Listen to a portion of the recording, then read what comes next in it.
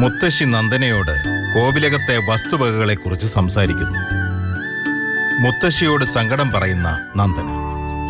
എന്ന് മോള് പറഞ്ഞെങ്കിലും കാണാതിരിക്കില്ല. പുറമെ ദേഷ്യം കാണിച്ചെങ്കിലും വിദ്യയുടെ മനസ്സിൽ വിഷമം ഉണ്ടാവും. നന്ദനയെ സമാധാനിപ്പിക്കുന്ന സേതുലക്ഷ്മിയും മുത്തശ്ശിയും. എല്ലാരുമായി സഹകരിച്ച് മുന്നോട്ട് പോണം. ആരെങ്കിലും മുഖം കറുപ്പിച്ചാൽ അതൊന്നും വകവെക്കാൻ പോകണ്ട. കോടതിയിൽ നിന്നുള്ള സമൻസ് പനക്കൽ വീട്ടിലെത്തുന്നു. അല്ലെങ്കിലും അമ്മാവന്റെ കയ്യിൽ ഇവിടുത്തെ പണം ഉണ്ടല്ലോ. അച്ഛന്റെ LICയുടെ 5 ലക്ഷം രൂപ.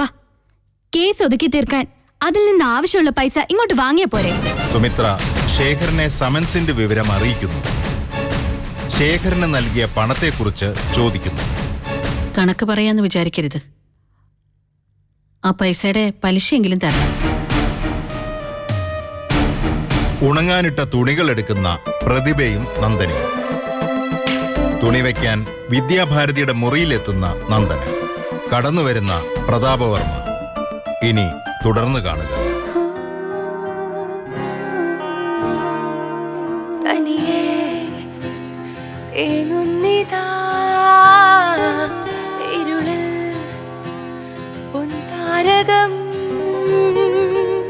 നിന്റെ ഒരു സഹായം എനിക്ക് വേണ്ട.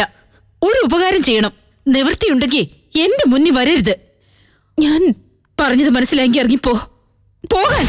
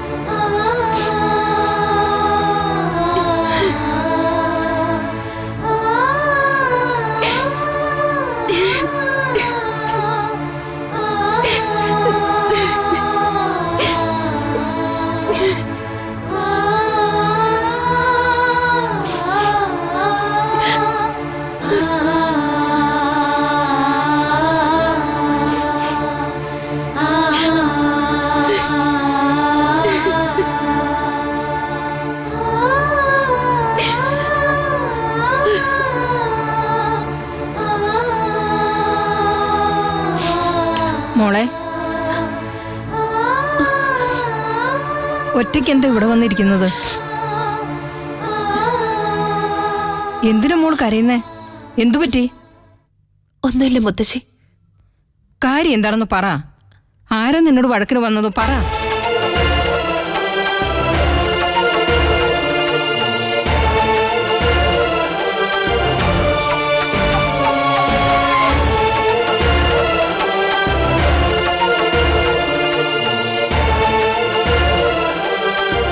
ഇത് വല്ലാത്ത കഷ്ടമാണല്ലോ. ഞാൻ എന്താ ഇപ്പൊ പറയാ? ഓർമ്മ വെച്ച നാൾ മുതൽ ഞാൻ വിശ്വസിച്ചിരുന്നത് സുമിത്രാമ്മ എന്റെ അമ്മ എന്നാ. 1 2 അല്ല, 24 കൊല്ലം ഞാൻ ആ വിശ്വാസമായി ജീവിച്ചു. വേർതിരിവ് കാണിച്ചപ്പോഴൊക്കെ വിഷമം തോന്നിയിട്ടുണ്ട്. അതല്ല അമ്മയെന്ന് പക്ഷെ ഒരിക്കലും ഞാൻ വിചാരിച്ചില്ല. ഒടുവിലല്ല എന്ന് തിരിച്ചറിഞ്ഞ നിമിഷം അതൊരിക്കലും മറക്കാൻ കഴിയില്ല. എങ്ങനെയാ മോൾ ഈ വിവരം അറിഞ്ഞത്? സുമിത്രാമ്മ തന്നെ പറഞ്ഞിട്ട്. അപ്പോഴുണ്ടായ നടുക്ക ഇനിയും വിട്ടുമാറിയിട്ടില്ല. എങ്കിൽ ആരായിരിക്കും എന്റെ അമ്മ എന്നായിരുന്നു അടുത്ത ചിന്ത. എന്തോ മരിച്ച് മണ്ണടിഞ്ഞു പോയെന്ന് ആദ്യം കേട്ടത്. സുമിത്ര തന്നെയായിരിക്കും അതും പറഞ്ഞത്. പിന്നീട് അറിയുന്നു എന്നെ പ്രസവിച്ച അമ്മ ജീവിച്ചിരിപ്പുണ്ടെന്ന്. കാണാൻ ആഗ്രഹമില്ലെന്ന് ചോദിച്ചവരോടൊക്കെ ഞാൻ പറഞ്ഞത്.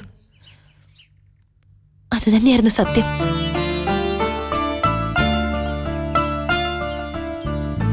എന്നിട്ടും ഞാനിവിടെ എത്തിപ്പെട്ടു. കാരണം സേതുലക്ഷ്മി കുഞ്ഞമ്മയാ, പിന്നെ മുത്തശ്ശിയും. ആദ്യത്തെ തവണ കുഞ്ഞമ്മ കാണാൻ വന്നപ്പോഴേ അവരുടെ ആത്മാർത്ഥത ഞാൻ തിരിച്ചറിഞ്ഞു. കൂട്ടിക്കൊണ്ടുപോകാൻ നിങ്ങൾ രണ്ടുപേരും വന്നപ്പോ എനിക്ക് ചെറിയൊരു പ്രതീക്ഷയുണ്ടായിരുന്നു ഇവിടുത്തെ അന്തരീക്ഷത്തെക്കുറിച്ച്. കോവിലകന്ന് കേട്ടപ്പോ മനസ്സിളകി പോയതല്ല. സ്വന്തം അമ്മയുടെ സ്നേഹത്തിന്റെ ചൂടറിയാൻ കഴിയുമെന്ന് ഉള്ളിൽ എവിടെയോ പ്രതീക്ഷയുണ്ടായി. 24 വർഷം പെറ്റമ്മയെന്ന് വിചാരിച്ച സ്ത്രീ തന്നത് പൊള്ളുന്ന ഓർമ്മകളാ. ഒടുവിൽ പെറ്റമ്മയുടെ മുന്നിൽ വന്നപ്പോ അതിലും വലിയ അവഗണന. അമ്മമാരെല്ലാം ഇങ്ങനെയാണോ? അതോ എന്റെ ജന്മദോഷം കൊണ്ടാണോ ഇങ്ങനെ? മോളെ, അച്ഛന് എന്തിഷ്ടായിരുന്നു എന്നോട്. എന്നിട്ട് എന്നെ തനിച്ചാക്കി പോയി കളഞ്ഞു. ഇല്ല മോളെ, നീ തനിച്ചല്ല. പതിയെ പതിയെ മോള് വിദ്യയുടെ സ്നേഹം പിടിച്ചു പറ്റണം. വേണ്ട മുത്തശ്ശി, അങ്ങനെയുള്ള സ്നേഹം എനിക്ക് വേണ്ട. അതിനെന്തർത്ഥം ഉള്ളത്? ഞാനിങ്ങോട്ട് വരാൻ പാടില്ലായിരുന്നു. അബദ്ധമായിപ്പോയി. കൈക്കുഞ്ഞായിരുന്നപ്പോ ഉപേക്ഷിച്ചയാൾ കൈനീട്ടി സ്വീകരിക്കുമെന്ന് പ്രതീക്ഷിക്കരുതായിരുന്നു. ഞാൻ ഈ വീട്ടിൽ ആരുമല്ല മുത്തശ്ശി. ആര് പറഞ്ഞു? നീ ഉദയന്നൂരെ കുട്ടിയാ, എന്റെ ചെറുമോളാ. ഇപ്പോഴും മോളെന്നെ വിളിച്ചതെന്താ മുത്തശ്ശിന്ന്? ബന്ധം അംഗീകരിക്കുന്നത് കൊണ്ടല്ലേ അങ്ങനെ വിളിക്കാൻ തോന്നിയത്? വിദ്യയുടെ അമ്മയായതുകൊണ്ടാ ഞാൻ മോടെ മുത്തശ്ശിയായത്. വിദ്യാഭാരതി എന്റെ മോളാ, നന്ദനെ അവളുടെ മകളും. രക്തബന്ധം മായ്ച്ചു കളയാൻ പറ്റില്ല. വിദ്യ നിന്നെ അംഗീകരിക്കും. നെഞ്ചോട് ചേർത്ത് പിടിച്ച് കരയോ അവള്. നോക്കിക്കോ, മുത്തശ്ശിയാ പറയുന്നത്.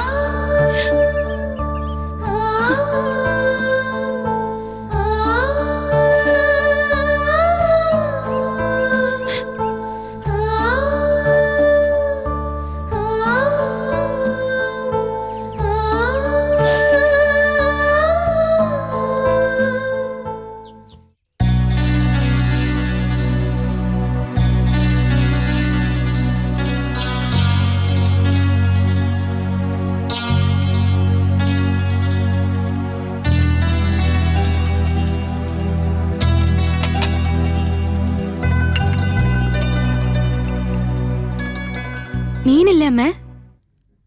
കരിമീൻ പൊള്ളിച്ചത് മതിയോ? അത് ആവോലി പൊരിച്ചത് വേണം.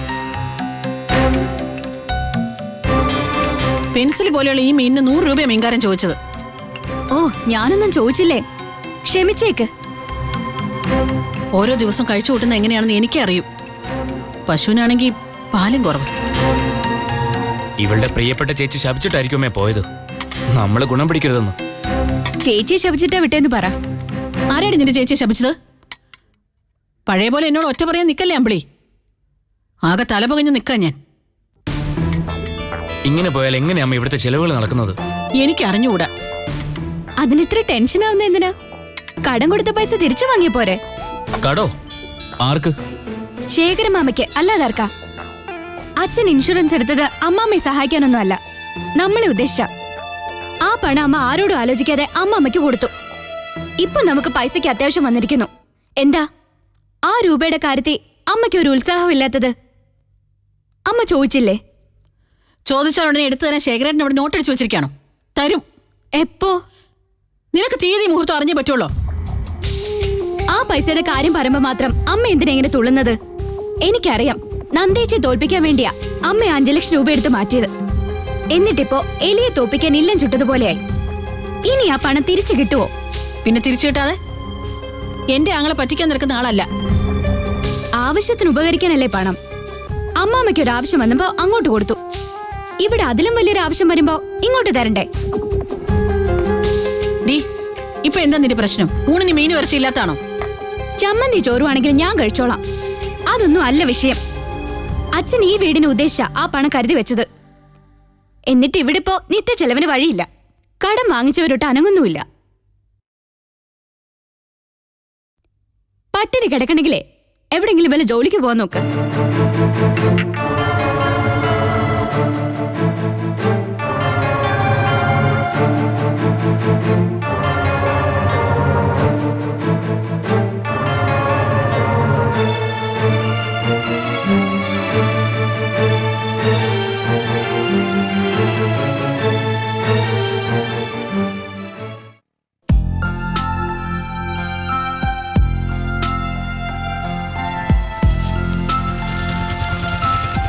അമ്പിളി, ഇന്ന് നേരത്തെ ക്ലാസ് കഴിഞ്ഞോ? എന്നും ഈ സമയത്താ വരുന്നത്. അമ്പിളി ട്യൂഷൻ ഒന്നും പോകുന്നില്ലേ? ഇല്ല. നന്ദനയ്ക്ക് തന്റെ വക ട്യൂഷൻ ഉണ്ടായിരുന്നതായി അമ്മ പരാതിപ്പെട്ടിരുന്നു അല്ലേ? ഞാൻ ഹരിയേട്ടനെ ഒന്ന് കാണാനിരിക്കായിരുന്നു. എന്താ പഴയ പോലെ ചൂടാവാനാ? അല്ല, താങ്ക്സ് പറയാൻ. നന്ദേച്ചിയെ രക്ഷപ്പെടുത്തിയതിന്. അമ്പിളിയോട് ഞാനും താങ്ക്സ് പറയുന്നു. നന്ദന്റെ രക്ഷപ്പെടാൻ ഞാൻ നിമിത്തമായെങ്കിൽ ആ റൂട്ടിലേക്കുള്ള മാപ്പ് കാണിച്ചു തന്നത് അമ്പിളിയാണ്. മാപ്പോ? ഏത് ഗ്രൂപ്പ് എടുത്തിരിക്കുന്നത്? കൊമേഴ്സ്. ആ, അതാണ്.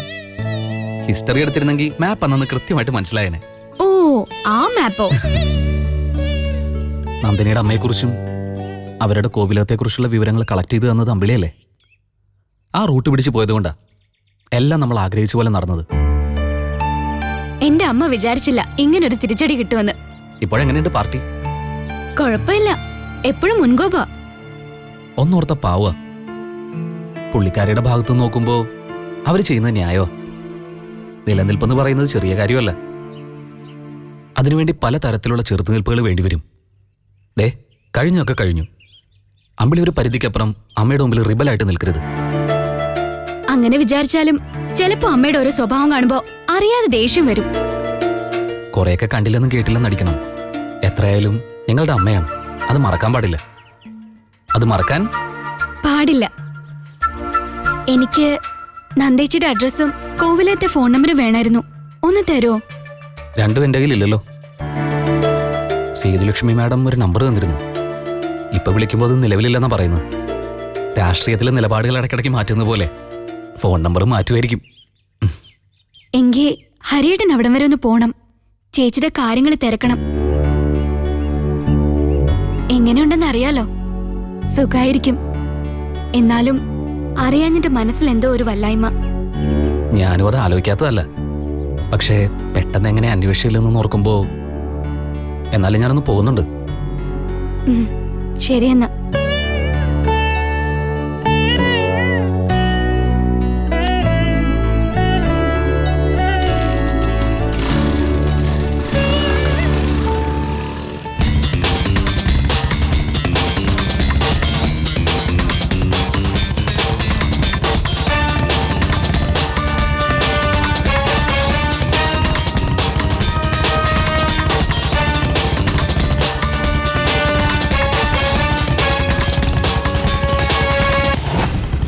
ദേ വിശാഖേട്ടൻ വരുന്നുണ്ട്. ആരാ?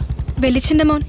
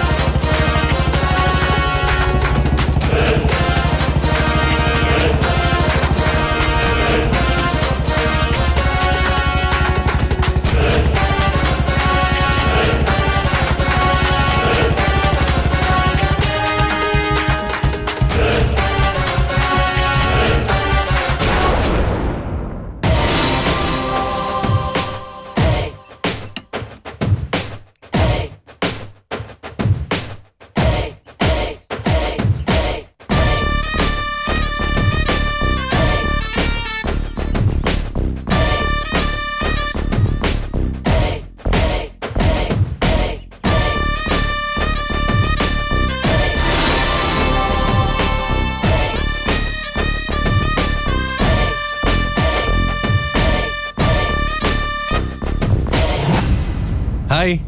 ഹായ്, ഹിസൈനസ് വിശാഖവർമ്മ തമ്പുരാൻ. എങ്ങനെയുണ്ടായിരുന്നു ബാംഗ്ലൂർ ട്രിപ്പ്? ത്രില്ലിംഗ്. ഞങ്ങളുടെ ബാച്ചിലെ മുഴുവൻ ബോയ്സും ഗേൾസും ഉണ്ടായിരുന്നു. ഹോ, 3 ദിവസം നൈറ്റ് ബീർ വിത്ത് വൈൻ. മുത്തശ്ശി കേക്കണ്ട. അതെന്താ, മുത്തശ്ശിക്കും ബീർ വേണമെന്ന് പറയോ? പിന്നെ സീ ഫുഡിന്റെ വെറൈറ്റി. ഹോ, എന്താ ടേസ്റ്റ്. വിശാഖേട്ടൻ നോൺ വെജ് കഴിച്ചോ? പിന്നെ കഴിക്കാതെ പിന്നെ കാണാനാണോ? നമ്മുടെയൊക്കെ വീട്ടിൽ നിന്ന് ഈ പാവയ്ക്ക് മുരിങ്ങയ്ക്കൊക്കെ ഗെറ്റോട് അടിക്കേണ്ട കാലം കഴിഞ്ഞു. പ്രിയങ്ക പറഞ്ഞ പോലെ ഇവിടെ ആരും അറിയണ്ട, പ്രശ്നമാവും. സിനിമ കാണുന്ന പോലെയാണോ ഈ ബാംഗ്ലൂർ സിറ്റി? അതിലും ബ്യൂട്ടിഫുള്ളാ, പ്രത്യേകിച്ച് നൈറ്റ് ടൈമിൽ. ഹോ, ആൻ അമേസിംഗ് എക്സ്പീരിയൻസ്.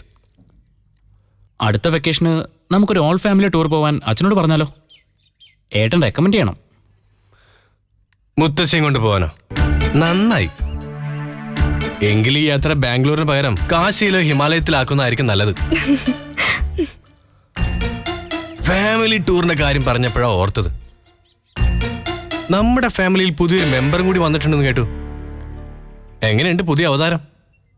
ഒരു മിണ്ടാപ്പൂച്ചയാ. മുത്തശ്ശിയുടെ മുറിയില മിക്കവാറും. കാണാനെങ്ങനെ ഗ്ലാമറസ് ആണോ? എന്താ ഒരു അടക്കം പറച്ചില്? ഏയ് ഒന്നുമില്ല. പുതുമുഖത്തെ ഒന്ന് പരിചയപ്പെട്ടേക്കല്ലേ? ഞാൻ നോക്കിട്ട് വരാം.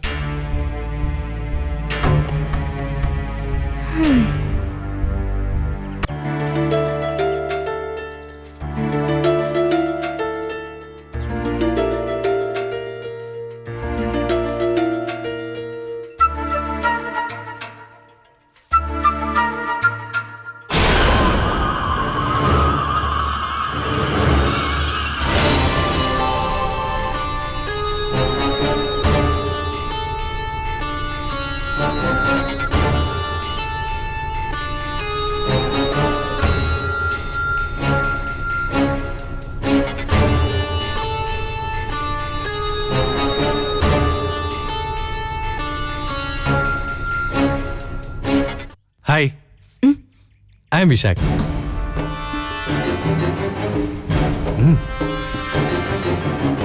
ഈ കോലത്തൊരു പാവ അങ്കാണ്. ഇവിടുത്തെ മൂത്താളില്ലേ ജഗന്നാഥ് വർമ്മ, എന്റെ ഫാദറാ. അഥവാ അദ്ദേഹത്തിന്റെ മകനാണ് ഞാൻ. MBA കഴിഞ്ഞു. ഫർദർ പ്ലാൻ എന്താണെന്ന് തീരുമാനിച്ചിട്ടില്ല. അല്ല, പേര് പറഞ്ഞില്ല. ചോദിച്ചതുമില്ല.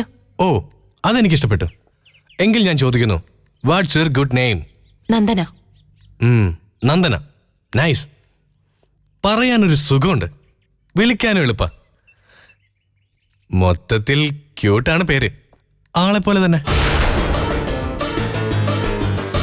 നമ്മൾ തമ്മിലുള്ള റിലേഷൻ അങ്ങോട്ട് ക്ലിയർ ആയില്ലെന്ന് തോന്നുന്നു. നന്ദനയുടെ അമ്മാവന്റെ മകനാണ് ഞാൻ എന്ന് വെച്ച കസിൻസ്. പഴയ കൺസെപ്റ്റ് അനുസരിച്ച് മുറപ്പെണ്ണാന്റെ മുറച്ചെറുക്കൻ. പഴയ കൺസെപ്റ്റ് എന്തിനാ ഇപ്പൊ പറയുന്നത്? കാലം മാറിയില്ലേ? You are correct. ഞാനും അത്തരത്തിൽ ചിന്തിക്കുന്ന ആളാ. അതായത് അല്പം ഫ്രീക്കാ, ആരോടും തുറന്നിടപെടും. പഴഞ്ചൻ കക്ഷികൾക്കൊന്നും ഇഷ്ടമല്ല. ഞാനതൊന്നും കാര്യമാക്കാറില്ല. മറ്റുള്ളവരുടെ ഇഷ്ടവും അനിഷ്ടവും അറിഞ്ഞ് തുറന്നിടപഴകുന്നതാ നല്ലത്. അല്ലെങ്കിൽ ആളുകൾക്ക് പറഞ്ഞു ചിരിക്കാൻ ഒരു വിഷയാവും. എക്സാക്ട്ലി. മുത്തശ്ശി, ഹൗ ആർ യു? ഫൈൻ. നീ എപ്പോ വന്നു? ദാ ഇപ്പൊ വന്നേ ഉള്ളൂ. പുതിയ അതിഥി ഒന്ന് പരിചയപ്പെടാന്ന് വിചാരിച്ചു. പരിചയപ്പെട്ടില്ലേ? ഇനി അപ്പുറത്തേക്ക് ചെല്ല്. Okay, see U.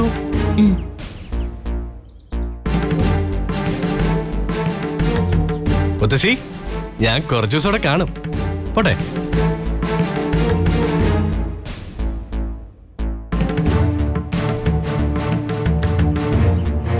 ജഗന്നാഥന്റെ മോനാ. പറഞ്ഞു. ചെക്കന് ഇത്തിരി വഷളത്തരമുണ്ട്. മോളൊന്ന് ശ്രദ്ധിച്ചോണം.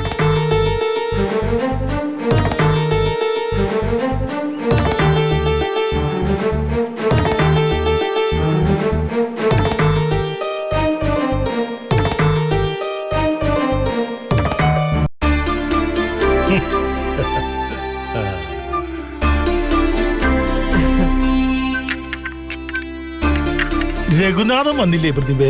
കുറച്ചു വൈകുന്നു പറഞ്ഞിട്ടാ പോയത്. ബിസിനസ് ആവശ്യത്തിന് ആരെയോ കാണാൻ പോയിരിക്കാ. ഗുഡ്. നമ്മുടെ പിള്ളേരൊക്കെ എവിടെ? നേരത്തെ കഴിച്ചു.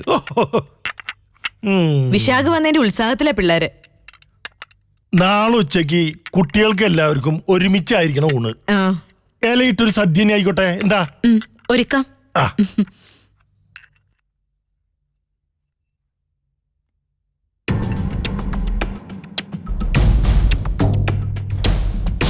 അമ്മ വന്നു ഇരിക്കെ. എനിക്കൊരു 2 സ്പൂൺ കഞ്ഞി മതി. നന്ദനെ, കൈ കഴുകിയിട്ട് വാ മോളെ. എന്തിനെ കൈ കഴുകിയിട്ട് വരുന്നത്? എന്തിനാണ്? അവൾക്ക് കഴിക്കണ്ടേ? എന്നാ പിന്നെ ഇവളുടെ തഴവിരുന്ന് കഴിഞ്ഞിട്ട് എന്നെ വിളിച്ചാൽ മതിയായിരുന്നല്ലോ. പ്രതാപേട്ട. എന്താ പ്രതാപേട്ടന്? ഇവളെ പട്ടിണിക്കിടണമെന്നാണോ പ്രതാപവർമ്മ പറയുന്നേ? വേണ്ട, ഇവള് മൃഷ്ടാനം കഴിക്കട്ടെ, ഞാൻ പട്ടിണി എടുക്കാം. അയ്യോ ഇരിക്കേട്ടാ. എന്തിനെ? കണ്ണിൽ കരടായ ഒരാളുടെ കൂട്ടത്തിൽ നിന്ന് ഭക്ഷണം കഴിക്കാനോ? അതിലും ഭേദം ഞാനേ അത്താഴപ്പട്ടിണി കിടക്കുന്നതാ. പ്രതാപവർമ്മ കല്യാണ സദ്യക്ക് പോകുമ്പോ ഊണ് കഴിക്കാറില്ലേ? ഹോട്ടലിൽ നിന്ന് ഭക്ഷണം കഴിക്കാറില്ലേ? അപ്പോൾ കൂടെയുള്ളത് ആരാണെന്ന് നോക്കാറുണ്ടോ? അതോ പുറത്തുള്ളവരെല്ലാം നിങ്ങൾക്ക് വേണ്ടപ്പെട്ടവരാണോ? അതിനത് ഹോട്ടലാണോ? കോലോത്ത് നിങ്ങൾ ഇങ്ങനെ ഒരു ബിസിനസ് തുടങ്ങിയത് നമ്മൾ അറിഞ്ഞില്ലേ? അതോ ഇപ്പൊ നടക്കുന്നത് കല്യാണ സദ്യയാണോ? ആരുടെ കല്യാണം കഴിഞ്ഞത്? ദേ ഉപമയും ഉദാഹരണമൊക്കെ അധികം ഇങ്ങോട്ട് ഇറക്കണ്ട. ചായയും കൊണ്ട് എന്റെ മുമ്പിൽ പ്രത്യക്ഷപ്പെട്ടപ്പോഴേ ഇവളോട് പറഞ്ഞതാ ഡി മുമ്പിൽ കണ്ടുപോകരുതെന്ന്. ഞാൻ പറഞ്ഞതല്ലേ മുത്തശ്ശി ഇപ്പൊ ഇങ്ങോട്ട് വരുന്നില്ലെന്ന്. അയ്യോ മുത്തച്ചീരെ കൊച്ചുമോക്ക് എന്താ ഒരു ഭവ്യത, എന്താ ഒരു വിനയം. ഇത്രയ്ക്ക് പരിഹസിക്കാനും ക്ഷോഭിക്കാനും മാത്രം ഇപ്പൊ ഇവിടെ ഒന്നും ഉണ്ടായിട്ടില്ല. ആഹാരത്തിന്റെ മുന്നിൽ നിന്ന് ഒരാളെ ആട്ടിപ്പയക്കുന്നത് ശരിയല്ല. എന്തായാലും ഇവള് വന്നില്ലേ, ഇന്ന് അങ്ങനെ അങ്ങ് പോട്ടെ. പ്രതാപവർമ്മ ഇരിക്കേ. ഇവളുടെ ഒപ്പം ഇരുന്ന് കഴിക്കാനോ? ദേ ഞാനേ ഒരു പട്ടീനെ മേടിച്ച് വളർത്തുന്നുണ്ട്, നല്ല നാടൻ. അതിനെ കൊണ്ട് ഇവിടെ ഇരുത്താം. കഴിക്കാതെ പോവില്ലേ? നീ മിണ്ടരുത്. ഒത്തോളം മുടക്കിയോള് വല്ല പലാതി. വേണ്ടാത്തൊരു കഴിക്കണ്ട, അത്രേ ഉള്ളൂ. അമ്മ എന്നെ ജീവിക്കാനും സമ്മതിക്കില്ലേ? ഞാൻ എന്ത് ചെയ്യണമെന്ന് പറ. വയ്യ എനിക്ക്.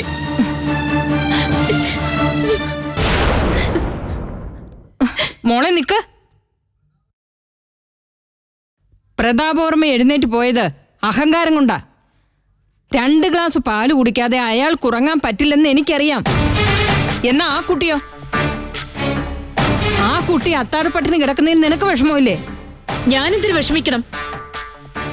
പറഞ്ഞു തന്നെ പിന്നെ പിന്നെ പറയണോ ഞാൻ? പട്ടിണി കിടക്കുന്ന ഒരുപാട് പേരുണ്ട് ഈ ലോകത്ത്. അക്കൂട്ടത്തിൽ ഒരാൾ മാത്രമാണ് നന്ദന അല്ലേ? നീ പ്രസവിച്ച കുട്ടിയാണെന്ന് നിനക്ക് വിചാരമില്ലേ വിദ്യേ? അത്രയ്ക്ക് മരവിച്ചു പോയോ നിന്റെ മനസ്സ്? ആരെത്ര ചവിട്ടി തേച്ചാലും നിന്ദിച്ചാലും സത്യം എന്നും സത്യം തന്നെയായിരിക്കും. അത് മറക്കണ്ട.